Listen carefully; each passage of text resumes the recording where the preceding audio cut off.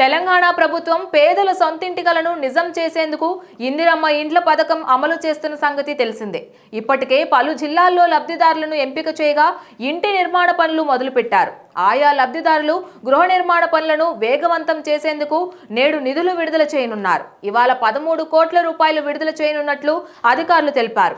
ఈ నిధులను 1300 మంది లబ్ధిదారుల ఖాతాల్లో నేరుగా జమ చేయనున్నారు. బేస్మెంట్ లెవెల్లో ఒక్కొక్కరికి ₹1,00,000 వరకు నిధులు అకౌంట్లో జమ చేయనున్నారు. ఇది నిర్మాణ పనులను వేగవంతం చేయడానికి సహాయపడుతుందని అధికారులు భావిస్తున్నారు.